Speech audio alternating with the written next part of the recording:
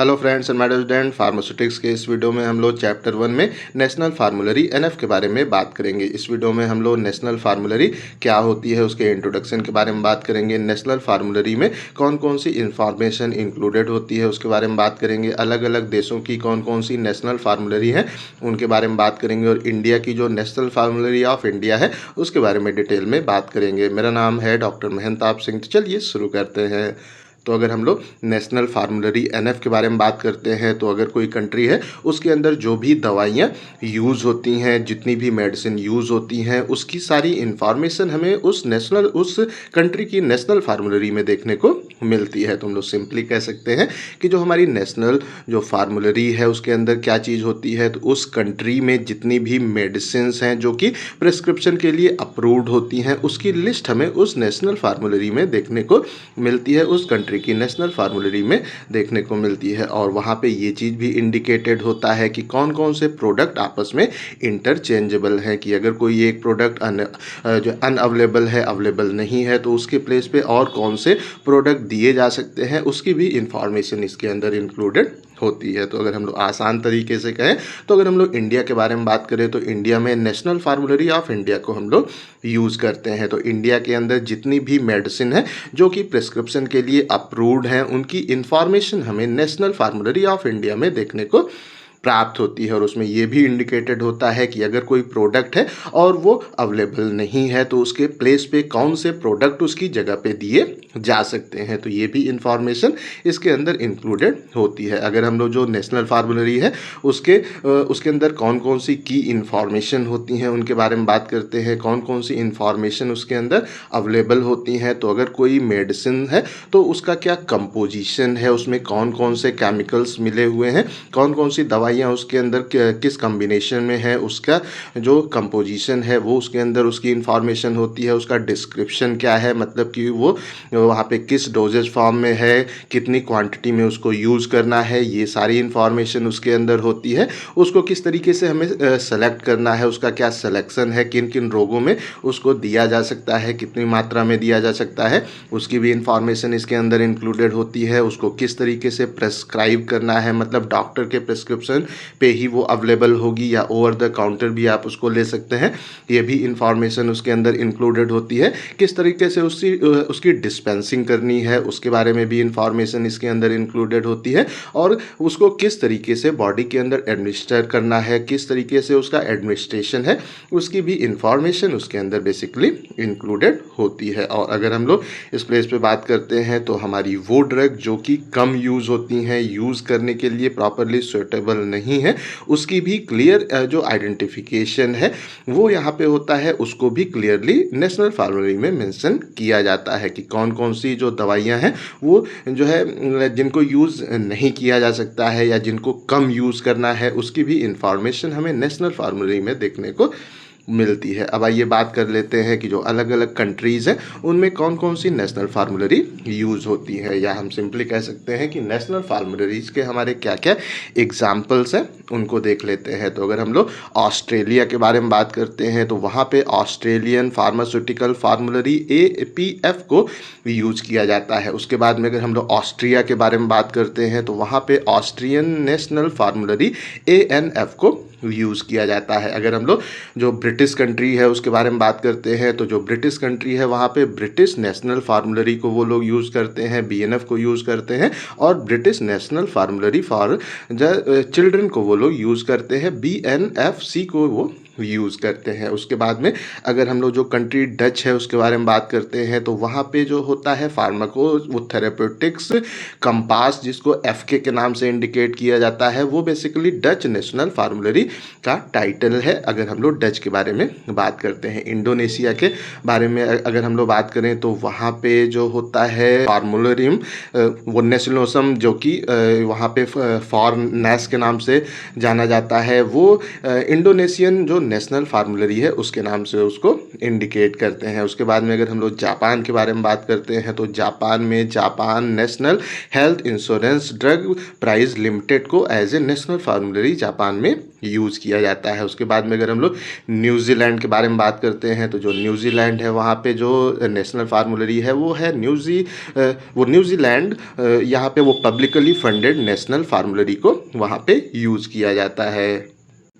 उसके बाद अगर हम लोग यूनाइटेड स्टेट की नेशनल फार्मूलरी के बारे में बात करते हैं तो वो यूनाइटेड स्टेट्स नेशनल फार्मूलरी के नाम से ये वहाँ पब्लिश होता था, लेकिन 1975 के बाद में ये यूनाइटेड स्टेट फार्माकोपिया के साथ में मर्ज हो गया, तो अब ये USP-NF के नाम से पब्लिश होता है। और अगर हम लोग इंडिया के बारे में बात करते हैं तो इंडिया में जो नेशनल फार्मूलरी है वो नेशनल फार्मूलरी ऑफ इंडिया NFI के नाम से पब्लिश होती है। तो हम लोग यहाँ पे इंडिया में जो नेशनल फार्मूलरी है जो कि नेशनल फार्मूलरी ऑफ इंडिया है उसके बारे में बात कर लेते हैं। तो आइए सबसे पहले अगर हम लोग जो नेशनल फार्मूलरी ऑफ इंडिया है उसको देखें तो इसका जो पहला, दूसरा और तीसरा एडिशन हुआ था पब्लिश, अगर उसको देखें तो जो पहला एडिशन है वो 1960 में पब्लिश हुआ था, दूसरा एडिशन जो है वो 1966 में पब्लिश हुआ था और तीसरा एडिशन इसका 1979 में बेसिकली पब्लिश हुआ था। 1979 में ये पब्लिश हुआ था और ये ministry of health government of India के अंडर में पब्लिश हुआ था। तो यहाँ पे हम लोग सिंपली कह सकते हैं first edition of national फार्मूलरी of India कब पब्लिश हुआ था। अगर कोई आपसे पूछता है तो आप आसान तरीके से आंसर कर सकते हैं 1960 में first national फार्मूलरी of India NFI publish हुआ था। उसके बाद में इसका सेकंड एडिशन 1966 में आया और इसका जो थर्ड एडिशन है वो 1979 में पब्लिश हुआ था और ये ministry of health government of India के अंडर में पब्लिश होता है। उसके बाद में अगर हम लोग इसका जो थर्ड एडिशन है उसको देखें तो जब इसका थर्ड एडिशन पब्लिश हुआ उसके बाद में 30 साल तक अप्रॉक्सीमेटली कोई भी इसका एडिशन पब्लिश नहीं हुआ था। और इस टाइम के एक तरह से बीच में अगर हम लोग देखें तो जो हमारी न्यू ड्रग है और जो फार्मूलेशंस हैं उनका काफ़ी ज़्यादा एक्सपेंशन हमें इंडिया में देखने को प्राप्त हुआ। काफ़ी सारी न्यू ड्रग्स और फार्मूलेशन हमें इंडिया में डेवलप होते हुए देखने को प्राप्त हुई। इसके कारण 8 मई 2008 में इस चीज़ को असाइन किया गया कि जो इंडियन फार्माकोपियल कमीशन है जो कि गाजियाबाद का है उसको ये रिस्पॉन्सिबिलिटी दी गई कि वो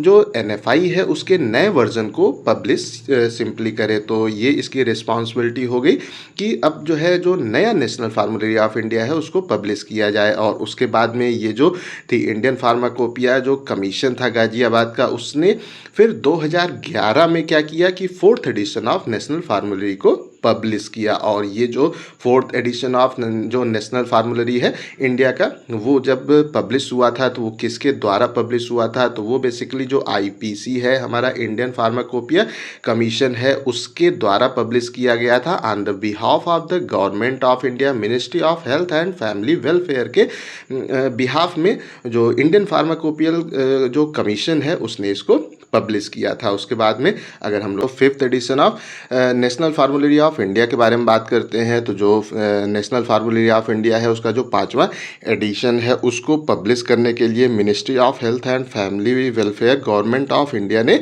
एक हाई पावर कमेटी का गठन किया। और इस हाई पावर कमेटी का क्या काम था कि वो उन एक्सपर्ट को आइडेंटिफाई करे जो कि जो नेशनल फार्मूलरी ऑफ इंडिया है 2016 उसको पब्लिश कर सके। तो इस तरीके से ये जो हाई पावर कमेटी थी उसने कुछ मेंबर्स को सेलेक्ट किया और उसके बाद में जो इंडियन फार्माकोपिया कमीशन है उसने जो हमारा NFI 2016 है जो कि नेशनल फार्मूलरी ऑफ इंडिया का 5वां एडिशन है उसको 2016 में पब्लिश करने का काम किया था। उसके बाद में अगर हम लोग बात करते हैं तो जो हमारा नेशनल फार्मूलरी ऑफ इंडिया है NFI है उसका जो 6ठा एडिशन आया वो बेसिकली 2021 में हमें पब्लिश होते हुए देखने को मिला। ये 25 अक्टूबर 2021 में सिंपली लॉन्च हुआ था। तो इस तरीके से हम यहाँ पे कह सकते हैं कि जो हमारा नेशनल फार्मूलरी ऑफ इंडिया है उसका जो 4था एडिशन है वो 2011 में आया। इसके पहले अगर हम लोग इस प्लेस पे बात करते हैं तो कोई इसके लिए जो टाइम बाउंडेशन सिंपली यहाँ पे नहीं था। जो पहला एडिशन 2060 में आया, दूसरा 66 में आया और तीसरा 1979 में आया। उसके 30 साल के गैप के बाद अप्रॉक्सीमेटली 2011 में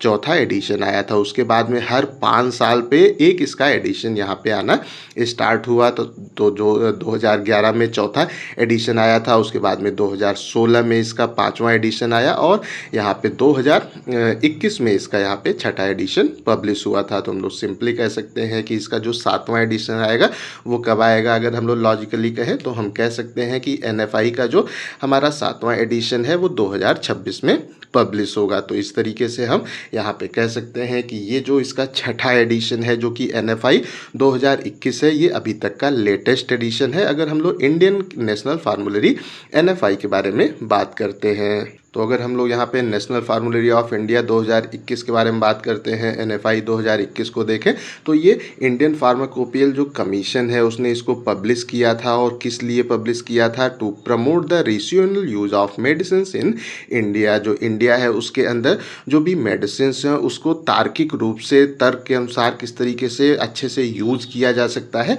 उसको प्रमोट करने का यहाँ पे बेसिकली NFI 2021 का काम था। और अगर हम लोग जो नेशनल फार्मूलरी ऑफ इंडिया 2021 है उसको देखें तो इसमें अप्रॉक्सीमेटली 34 हमारे जो थेरेप्यूटिक कैटेगरीज के चैप्टर्स हैं उनको इंक्लूड किया गया था। तो हम लोग यहाँ पे सिंपली कह सकते हैं कि जो नेशनल फार्मूलरी ऑफ इंडिया है उसमें जो हमारा वो थेरेप्यूटिक यूज़ है ड्रग का, उसके अनुसार अलग अलग जो कैटेगरीज हैं उसमें दवाइयों को बांटा जाता है। जैसे कि जो हमारे पेन किलर हैं वो अलग कैटेगरी में होते हैं, हार्ट की दवाइयाँ हमारा अलग कैटेगरी में होती हैं, लीवर की दवाइयाँ अलग कैटेगरी की होती हैं। तो इस तरीके से टोटल 34 जो कैटेगरीज हैं या चैप्टर्स हैं उनमें जो है उनका जो NFI 2021 है वो बना हुआ हमें देखने को मिलता है। तो आई थिंक सो नेशनल फार्मूलरीज क्या होती हैं वो आप लोगों को अच्छे से समझ में आ गया होगा। अलग अलग देशों में कौन कौन सी नेशनल फार्मूलरी हैं वो भी आप लोगों को क्लियर हो गया होगा।